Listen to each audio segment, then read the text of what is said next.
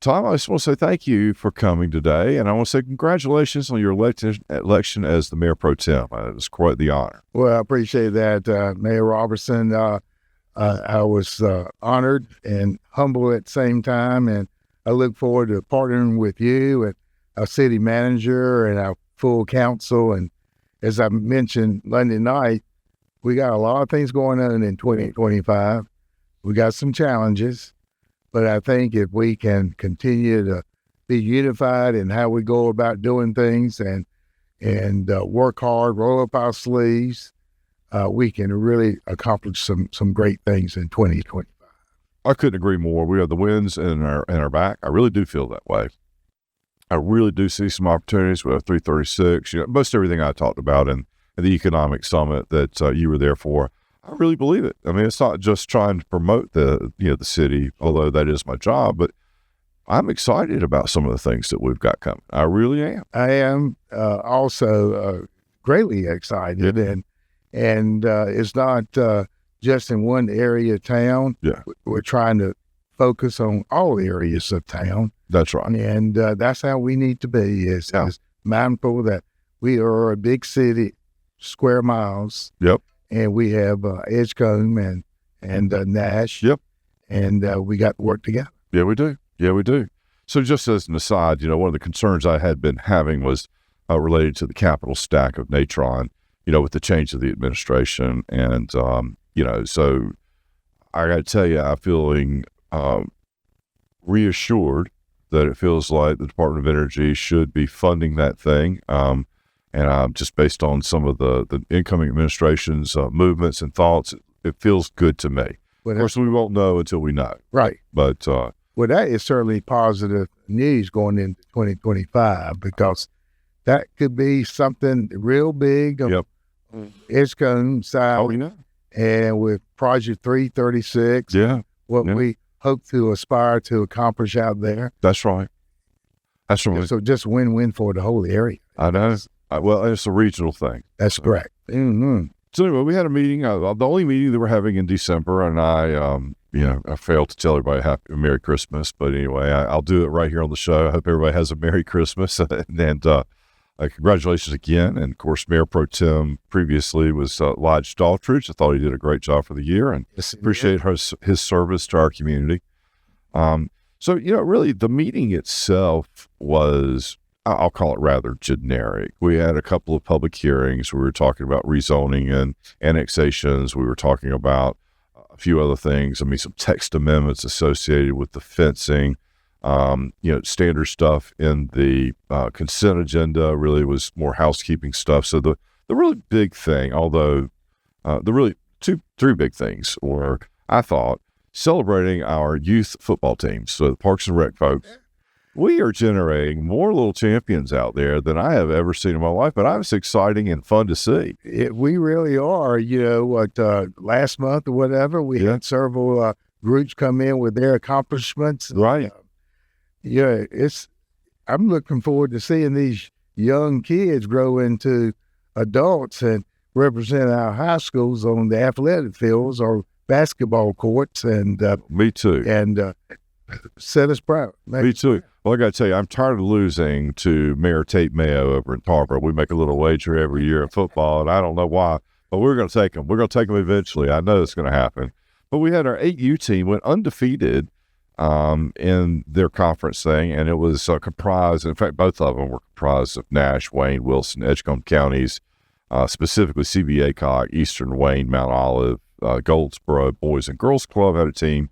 Southwest Edgecombe, Rocky Mount, Tarboro, Nash County, Wilson Spot, and the Nash County Hornets. And so we went 5-0 in the 8-0 division, and the 8U division for the rookie division, and we outscored our opponents 131-16. That's quite an accomplishment. No question, 131-16, and then the next level up, the 10U folks or kids, 76-12. So, I mean, they really have producing, some good athletes there. But I got to tell you, it's the coaching at that age that really makes a difference, working the fundamentals. And so I'm really appreciative of those folks who take their time to go out there and work with those kids on a weekly basis, because that's no small task. is evident. Offense, people like offense, but defense wins games. Well, it does. Look at what, 0, I know. 12. I know. So, I know.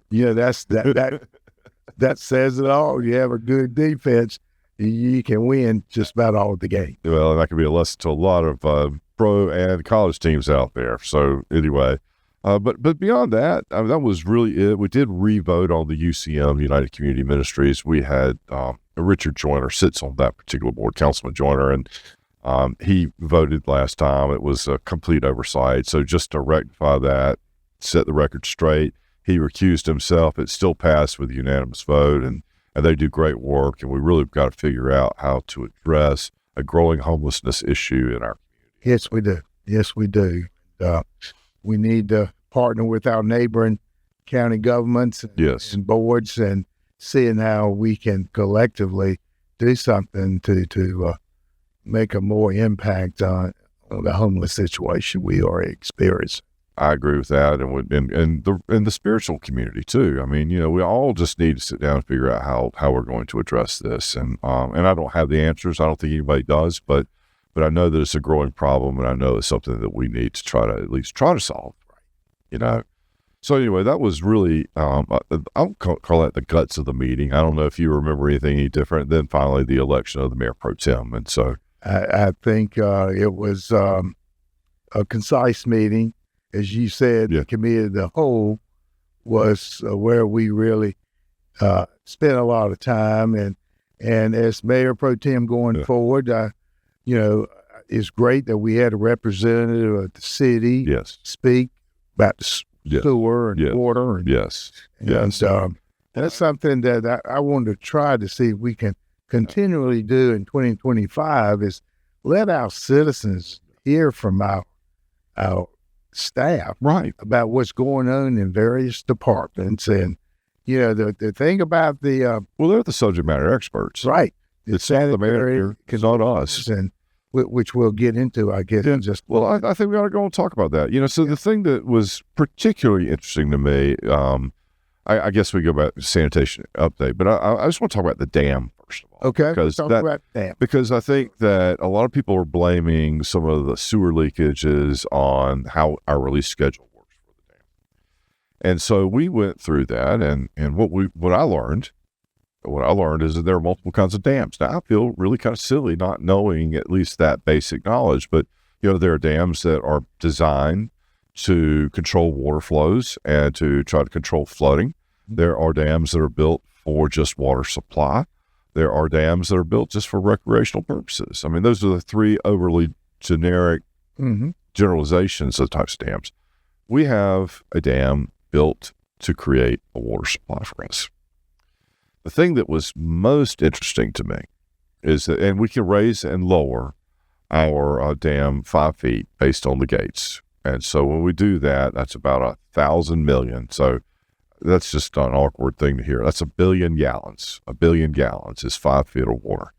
In order for us to raise our dam 25 feet to be able to control water flow, we would flood out to the Rocky Mount Wilson Airport. That would be underwater if we raised our dam 25 feet. That was kind of an aha moment for me. It certainly was, because it's not just on the Rocky Mount Airport side of the reservoir. Right. Is on the other side. Absolutely. And a lot of communities would be underwater too. And that's obviously something well, that becomes the calculus, right? That's so one of the issues that we have are a lot of farmers downstream, and look, I know them all, and they're good people and want to do everything we can do to help them. But to flood it, to create a flood control dam, we would take up, they didn't share how many acres of land, but all of it's good farmland for the most part, to be able to control the water flow downstream. So we're trading farmland for farmland. How do you decide who's the winner, who's the loser in that, and at what cost would it require to rebuild the airport, and not to mention all the houses out there. But that was interesting to me, which really leads us to the sanitation system update. So, basically what I heard, you tell me what you heard, but what I heard was water, when it fills up in the sewer system, the river and the sewer become one. Right. That's just the bottom line. And at times you don't know. That's right. if it's more sewer than the river, you just don't know where it comes in. That's right. You don't. It's all one body of water. That's right. Well, I mean, that's just it. So it is just flowing out.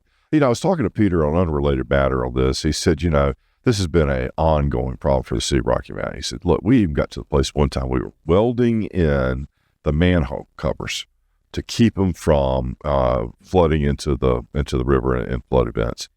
He said all that did is it created so much pressure that it blew the top off of the manhole covers and some of these sewer lines. You see them sticking out like 5-6 feet. He said it just blew the concrete completely off. Wow. And that's how much pressure we're dealing with, though. Mm-hmm. So, so we have raw sewage that flows through the river, and we've got to figure out how to resolve that. But it'll be interesting to see. We've committed to having a series of educational sessions on it, That's right. and then try to understand what the cost will be to try to resolve the issues. And it's just not as simple as, some bell wire, bubble gum, and crazy glue. Well, we're going to have a follow-up session at some point, January or February, with the experts. Right. And they're going to go over exactly here are the kinds of alternatives. Right. But there's going to be a dollar amount for each alternative. That's right. And even if we commit to start doing something, I learned something, it's going to be 40 months because of the regulatory and all environmental, 40 months before you. That's if we had the money. That's if we had the money in the account right here, ready to roll. 40 months. That was astounding, wasn't it? Basically 4 years. Gosh, nuts. 3.5 years. That's a lot. But the city over the years has been doing things to tackle this. Right. But the volume of water is such that, what was said during the meeting, that if the floodgates had not opened, the water amount that could go over the floodgates would still be the same. Do you recall exactly? Yeah, well, I think the point was this, that same amount of water is going to flow over our floodgates because we are a water retention dam. And so you can lower it 5 feet, but that was only 1 billion gallons. The capacity of our reservoir, I think, was like 3.2 billion gallons. I think that's right. And we can impact the water flow. And we do. If we know we have a big rain event, we lower the gates and then raise them back up and hope to control some of that initial gush. But once it fills back up, there's nothing we can do. And once we lower the gates, there's nothing we can do. And 1 billion gallons is a third of the reservoir's capacity, and it's just not that much. So again, it took us back to you got to raise the dam 25 feet to have that kind of control over the river, and now you've lost a lot of land. So it's not as easy as it's not simple. We predict a good amount of rain forthcoming, and we lower the gates, and we lose 1 billion gallons, and then the rain doesn't come. Yep. It's going to take a long time for that reservoir to build back up. That's exactly right. It's a challenging issue about water control with that dam. Right. So anyway, we'll learn more, and we'll hopefully have some resolutions, and hopefully, I believe that we should have some conversations with, the communities downstream, Parboro, Greenville, Washington, and anybody else, and the sound waters and the sound rivers, and because this is a collective issue. I would be interested, and maybe we'll learn this in the second session or third session. I would be interested to see what the water samples look like above stream for us, and then below stream as it relates to sewage leakages in terms of, I guess, E. coli or the other things we're trying to measure, just to see at different sample stations along the river, just to have an understanding of the impact. But clearly, we all want clean water. I don't think there's any question about that. Exactly. So anyway, stay tuned, I guess, is really the thing. But I did learn, and I had forgotten about that 40 months. But you're right, that's a long time. That's if we knew what we wanted to do and had the check. Right. So anyway, so that was quite a bit of conversation, and so I think the point was on the water, it's just going to come over because we don't have the type of dam that can control water Please. We can control some minor events, but that's about it. I think Peter Barney said that the dam, the water level is 125 feet above sea level. Right. City owns 5 more feet Right. around the boundary of the reservoir. So we could conceivably raise it 5 feet. 5 feet, but that's not going to solve the issue of heavy rains and the amount of water that's flowing downstream. And that was the take home. I think the other thing we covered was that forgivable loan on the restaurants. You know, that was something that we talked a long time about the month before. And really, I'm convinced after reading all that if you don't pay this loan, we've done everything we could do to possibly collect it. Well, I'm glad some of the conditions were added that we discussed in the previous month's committee of the whole, and our attorney did a good job of drafting some of the additional items that we wanted to see, and we approved one restaurant, right, and hopefully we'll start seeing the results of what that can do for downtown. And right, we want it to be a success.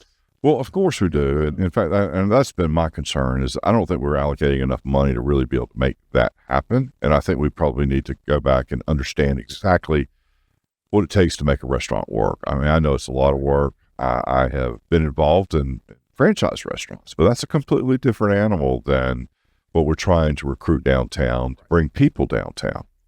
And I think that's something that we can look hard next year as we study some additional actions in our community as a whole, and maybe doing our retreat about what can we do to really put a more focus on that. Right. How we can achieve what we want to achieve. Well, and I think that's right. And I personally have gotten a little bit of criticism. I'm sure you have too, about this program and programs like it. Folks are saying, look, I mean, why do you just give money away? And here's the bet. Here's what we're trying to do. We believe that we're investing in downtown. If we can create additional customer count, we can sell more utilities. We can create more people coming down. We can improve the value of the real estate. And so the city will get back that investment in spades through tax dollars, through utility spends, through sales tax, and plus they're going to pay us back, hopefully. Now, restaurants are a high-risk business. You are in the banking business, and most bankers the highest risk business there is. Second only to like bars or something like that. And arguably it's the same. Right. But, we have a lot of visitors coming, especially during events centered at the event center. But if we have some good things happening, word of mouth, when those people go back home, it's just you just can't put a value in it. Well, and I'm sure you've been down to Kinston and ate at Chef of the Farmer when it was going. I've been to the Hen and the Hog up in Halifax, and I'll travel for a meal, and it's not unreasonable to think other people, on the square, another classic example, and, kind of fit to that market. So that's what we want. We want 4 or 5 of those. That's right. And those are great values to our community, I believe.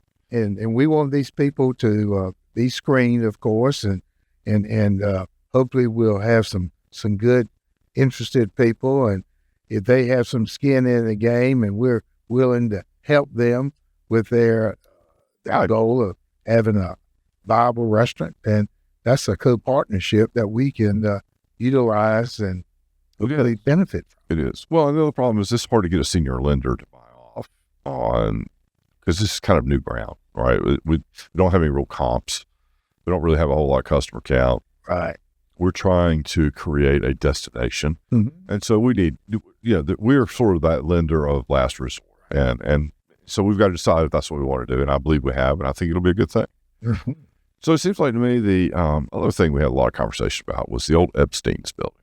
And it looks like it has under new ownership, and somebody is going to build some apartments out of it and create some commercial spaces downstairs. And I remember that day. I think I bought my first suit from there.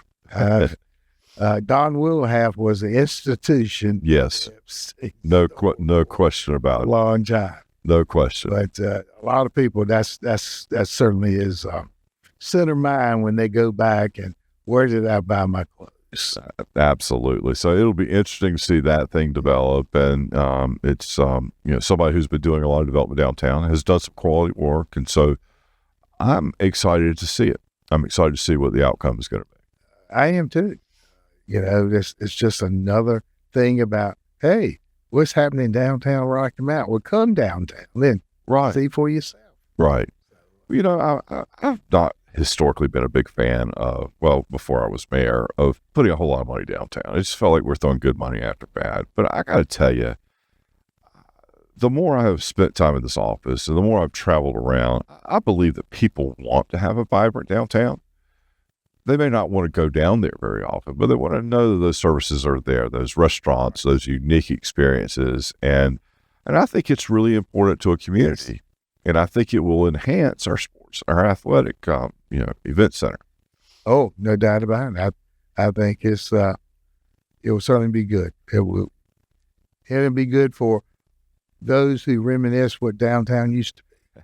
So hopefully it can come back to something that we can brag about. That's right. In the years to come. That's right. Well, yeah. I mean, I remember driver's ed. That was the first big test, was to go downtown, parallel park, negotiate the traffic, and just deal with it.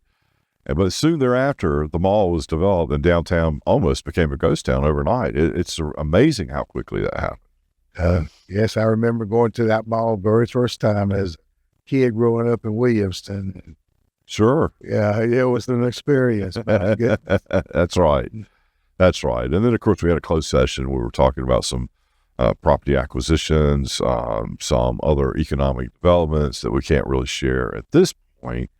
But I was encouraged by a lot of the stuff that I was seeing in there.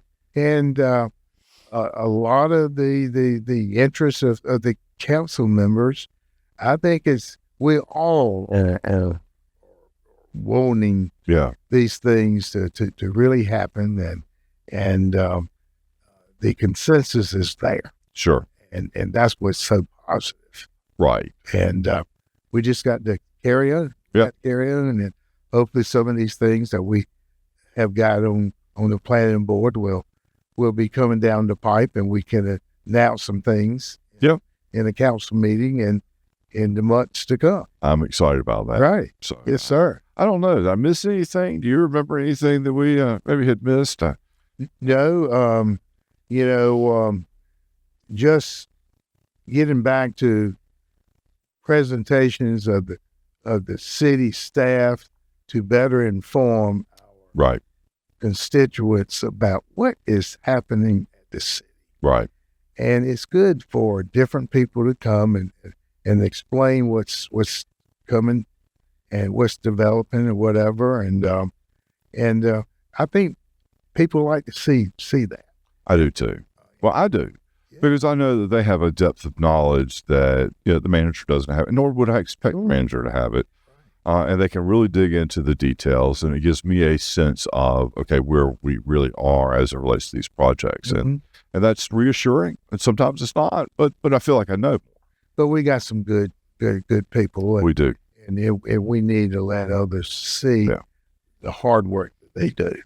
Well, and to that point, we said goodbye to Brad Kerr, who'd been with the city. That was his last meeting. I think his last day is maybe New Year's Eve or the day before New Year's Eve. But I don't know, I'm sure how long he's been with the city, but at least 30 years. I don't remember a time where there wasn't a Brad Kerr. And so he'll be missed for sure. Right. But I believe we have some internal opportunities to fill that spot. And so Peter, I think, will do a great job in finding that. And then Emily Pinkston, it was her last meeting. She'd been working in the community development services. That's right. Thank you. Yes, and we certainly gonna miss her. And, that's right. We will certainly go out and find hopefully a good replacement for her because we got a major thing for 2025 is get involved with the comprehensive plan. That's right. Finalize. That's right. And so I believe that we're going to be having a retreat. Of course, that's usually the mayor pro tem who coordinates that, but I'm hearing at least January, February timeline, and I don't think that is too soon. I think that's probably just right to kick off and give us an orientation of where we're trying to really move forward. Because come January, February, March, then we're talking about the We're in the budget. 26 budget. That's exactly right. I mean, So and that's a blink of an eye from that. that's right. And the CIP is a big part of it. Yeah. And that would be good as we spend more time this coming year on the budget and getting better understanding of CIP needs. Right. So Right. it's going to be a good year. Oh, it's going to be a great year. And I think the other thing I failed to mention is that we did kick off the week really with the Christmas parade on Sunday. And what a beautiful day it was. A lot of people out there. I mean, I think it's maybe more than I have seen in my tenure as mayor. So anyway, that was encouraging to see. It was a great day. And hopefully we'll continue to see more of that community kind of spirit. And then the lighting of the tree. That's right. City Lake. That's right. Friday night. Which was really cold. But we persevered. But anyway, City Lake, City Parade, Yep. a lot's going on. It is. But as you said earlier, I want to wish everybody a very, very Merry Christmas, prosperous and Happy New Year. Right. And let's look for all the positives that we can Sure. and see if we can achieve what we want to achieve. Amen and amen. Thank you so much. Thank you.